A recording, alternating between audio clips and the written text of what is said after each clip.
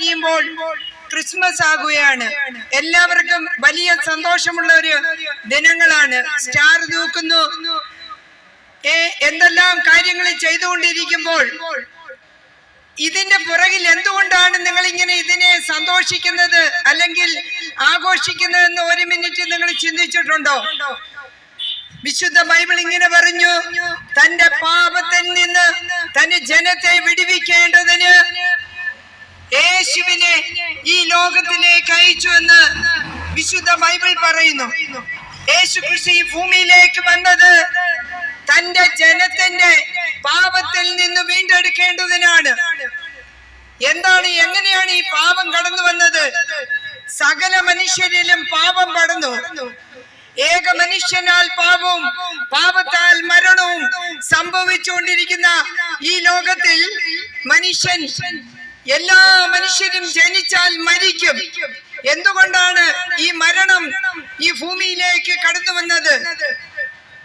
ആദിമ മാതാപിതാക്കളായ ആദം ഹവ്വ ദമ്പതികളിൽ ദൈവം വെച്ചിരുന്ന വ്യവസ്ഥ തെറ്റിച്ചിട്ട് ആ വ്യവസ്ഥയെ ലംഘനമാക്കി തീർത്തു എന്ന് പറഞ്ഞാൽ ദൈവം പറഞ്ഞ വ്യവസ്ഥ തെറ്റിച്ചത് കൊണ്ടാണ് മരണം ഈ ഭൂമിയിലേക്ക് കടന്നു വന്നത്.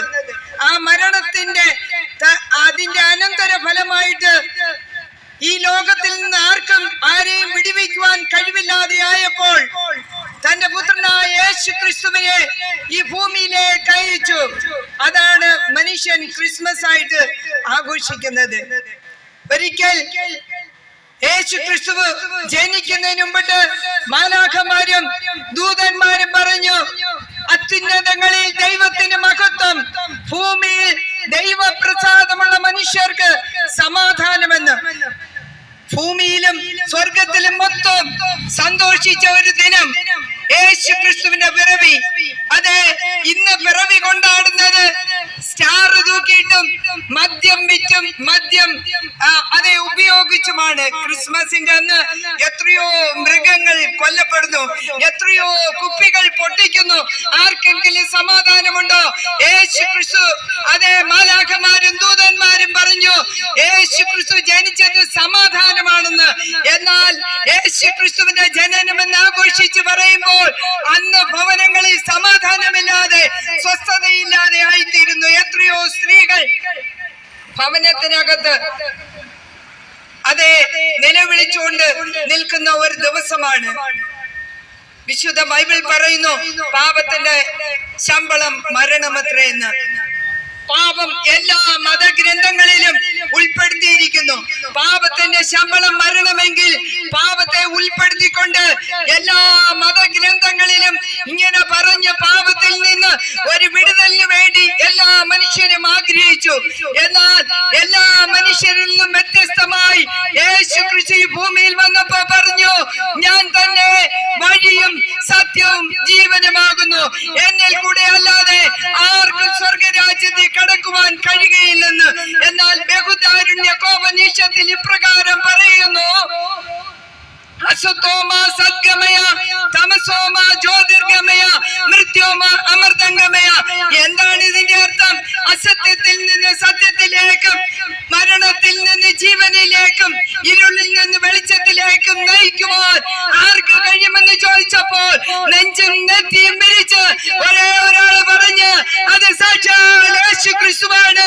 ഞാൻ തന്നെ വഴിയും സത്യവും ജീവനുമാകുന്നെന്ന് പറഞ്ഞെങ്കിൽ ആ വഴിയിൽ കൂടെ അല്ലാതെ ആർക്ക് സ്വർഗരാജ്യത്തിൽ എത്തുവാൻ കഴിയുകയില്ല.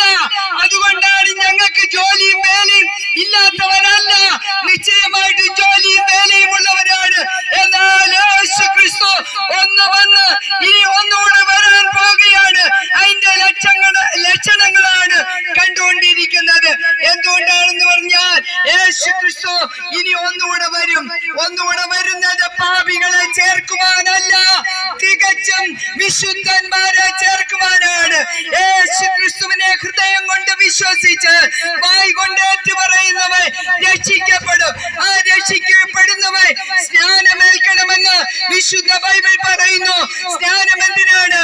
അങ്ങനെയെങ്കിൽ യേശു ക്രിസ്തു ഈ ഭൂമിയിൽ വന്നിട്ട് യോർദാനത്തിങ്കൽ സ്നാനം കഴിച്ചു.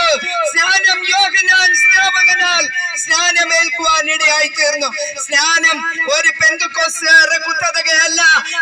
പിന്നെയോ ബൈബിളിൽ വ്യക്തമായി പറയുന്നു മുഴുകൽ സ്നാനം നടക്കണമെന്ന്. ആ സ്നാനപ്പെടുന്ന വ്യക്തിക്ക് പരിശുദ്ധാത്മാവ് ലഭിക്കും. ആ പരിശുദ്ധാത്മാവിനെ സത്യത്തിലേക്ക് നയിക്കും. ഈ യേശു ക്രിസ്തുവിനെ ഹൃദയം കൊണ്ട് വിശ്വസിച്ചാൽ, വായ് കൊണ്ട് ഏറ്റുപറഞ്ഞാൽ, സ്വർഗരാജ്യത്തിൽ ആർക്കെങ്കിലും പോകണമെന്ന് ആഗ്രഹിക്കുന്നുണ്ടെങ്കിൽ ആ സ്വർഗത്തിൽ പോകാൻ ഒരേ ഒരു വഴിയേ ഉള്ളൂ. യേശു ക്രിസ്തുവിന്റെ മാർഗത്തിൽ കൂടെ കടന്നു പോകാൻ കഴിയുള്ളൂ. നിത്യമായ ന്യായവിധിയുണ്ട്, നിത്യ നരകമുണ്ട്. ഈ നരകത്തിനകത്ത് കെടാത്ത തീയുണ്ട് കേട്ടോ, ചാകാത്ത പുഴുവുണ്ട്. ഈ നിത്യ നരകം ഒരു മനുഷ്യന് അത് അനുഭവിക്കുവാൻ കഴിയത്തില്ല. ഈ നിത്യമായ ഇവിടെ അല്പം ചൂട് കൂടുമ്പോൾ നമ്മൾ എന്തൊരു ചൂടെന്ന് പറഞ്ഞ് AC ഓണാക്കുന്ന ഫാൻ 2ഉം 3ഉം അപ്പുറവും ഇപ്പുറവും വെച്ച് അതെ അനുഭവിക്കുവാനായിട്ട് നമ്മൾ ഇടയായിത്തീരും. എന്നാൽ യേശു ക്രിസ്തു നിത്യജീവൻ തന്ന് സ്വർഗരാജ്യത്തിലേക്ക് കൊണ്ടുപോകാനായിട്ടാണ് നമ്മളെ വിളിച്ചിരിക്കുന്നെങ്കിൽ ആ വിളി നിങ്ങൾ മനസ്സിലാക്കണം. യേശു ക്രിസ്തു വീണ്ടും വരും. യേശു ക്രിസ്തുവിന്റെ വരവ് ഏറ്റവും അടുത്തിരിക്കുകയാണ്. ആ വരവിന് വേണ്ടി നിങ്ങൾക്ക് ഒരുങ്ങുവാൻ ആഗ്രഹിക്കുന്നുണ്ടെങ്കിൽ, അതേ സ്വർഗത്തിൽ പോകാൻ നിങ്ങൾ ആഗ്രഹിക്കുന്നുണ്ടെങ്കിൽ, ആരോ ആയിക്കോട്ടെ, ഏത് മനുഷ്യനോ ആയിക്കോട്ടെ, നിങ്ങൾ പാവപ്പെട്ടവനോ അതെ പണക്കാരനോ, എത്ര പണമുണ്ടെങ്കിലും ഒരു നാൾ മരിക്കും. വിശുദ്ധ ബൈബിളിൽ ഇങ്ങനെ ഒരു കഥയല്ല, നടന്ന സംഭവമാണ്. ധനവാനായ ഒരു മനുഷ്യനുണ്ടായിരുന്നു. ലാസർ എന്ന് പറയുന്ന ഒരു ദരിദ്രനായ മനുഷ്യനും ഉണ്ടായിരുന്നു. എന്നാൽ ഈ ധനവാനായ മനുഷ്യൻ പട്ടും ധൂമ്രവസ്ത്രവും ധരിച്ച് അനേക സുഖത്തോടെ ജീവിച്ച മനുഷ്യൻ മരിച്ചിട്ട് അവളെ ചെന്നിട്ട് പറയുകയാണ്, ആ ലാസറും ദരിദ്രനും മരിച്ചു. എന്നാൽ അവൻ സ്വർഗത്തിൽ ചെന്നപ്പോൾ ഈ ധനവാനായ മനുഷ്യൻ മേലോട്ട് നോക്കിയപ്പോൾ ദരിദ്രനായ ലാസറിനെ കണ്ടു. അബ്രഹാം പിതാവേ, അവന്റെ വിരലിന്റെ അറ്റം മുക്കി എന്റെ നാവിനെ തണുപ്പിക്കണമേ എന്ന്. എന്നാൽ ഞാൻ ചോദിക്കട്ടെ, പരമദാഹമുള്ളപ്പോൾ നമുക്ക് മറ്റൊരാളുടെ വിരലിന്റെ അറ്റത്തെ വെള്ളം കുടിച്ച് ദാഹം തീർക്കാൻ കഴിയുമോ സ്നേഹിതരെ? ഒരിക്കലുമില്ല. അത്രമാത്രം പരമദാഹമാണ്. ഇതാണ് നിത്യമായ നരകത്തിൽ നിന്ന് നിത്യ സ്വർഗത്തിലേക്ക് കൊണ്ടുപോകാൻ യേശു ക്രിസ്തു കാൽവരി ക്രൂശിൽ മരിച്ചത് ഒരു മനുഷ്യന്റെ നിത്യ നരകമാണ് മാറ്റിമറിച്ചത്. എനിക്കും നിങ്ങൾക്കും വേണ്ടി ഒരു നരകം മാറ്റിമറിച്ചു. യേശു ക്രിസ്തു ക്രൂശിൽ കിടന്നുകൊണ്ട് പറഞ്ഞു, എനിക്ക് ദാഹിക്കുന്നു.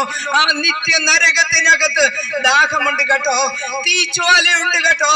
ഇതിനകത്ത് പോയി ഒരു മനുഷ്യൻ, സാധാരണ മനുഷ്യൻ അകപ്പെട്ടാൽ അവന് കഴിയാത്ത ഒന്നാണ്, അവന് കഴിയത്തില്ല. അതുകൊണ്ടാണ് യേശു ക്രിസ്തു ദൈവപുത്രനായിരിക്കെ മനുഷ്യവേഷം എടുത്തുകൊണ്ട് മനുഷ്യനായി ഈ ഭൂമിയിലേക്ക് ഇറങ്ങി വന്ന് ദൈവം മനുഷ്യന്റെ പാപത്തിന് പരിഹാരത്തിനായിട്ടാണ് കാൽവരി ക്രൂശിൽ മരിച്ചത് മാത്രമല്ല സ്നേഹിതരെ, പ്രത്യേകത മൂന്നാമത്തെ ദിവസം ഉയർത്തെഴുന്നേറ്റ് യേശു ക്രിസ്തു ഇന്നും സ്വർഗത്തിൽ ജീവനോടെ വലത്തുഭാഗത്തിരിക്കുന്നു. എന്നാൽ സരോജിനി നായിഡു ഒരിക്കൽ മഹാത്മാഗാന്ധി മരിച്ചപ്പോൾ തന്റെ ശവക്കല്ലറയിൽ ചെന്നിട്ട് ഇപ്രകാരം പറഞ്ഞു, അല്ലയോ മഹാത്മാവേ, ക്രിസ്തുദേവൻ മൂന്നാം ദിനം ഉയർത്തെഴുന്നേറ്റു. അങ്ങും ഉയർത്തെഴുന്നേറ്റിട്ട് ഈ ഇന്ത്യ മഹാരാജ്യത്തെ രക്ഷിക്കാൻ എഴുന്നേറ്റ് വരണമേ എന്ന്. മഹാത്മാഗാന്ധി നല്ലൊരു മനുഷ്യനായിരുന്നുവെങ്കിലും താൻ ദൈവമല്ലായിരുന്നത് കൊണ്ട് മഹാത്മാവിന് ഉയർത്തെഴുന്നേൽക്കാൻ കഴിഞ്ഞില്ല. യേശു ക്രിസ്തു ഉയർത്തെഴുന്നേറ്റതിന്റെ പ്രത്യേകത എന്ന് പറഞ്ഞാൽ യേശു ക്രിസ്തു ദൈവമായിരുന്നത് കൊണ്ട് മാത്രമാണ് ഉയർത്തെഴുന്നേൽക്കുവാൻ കഴിഞ്ഞത്.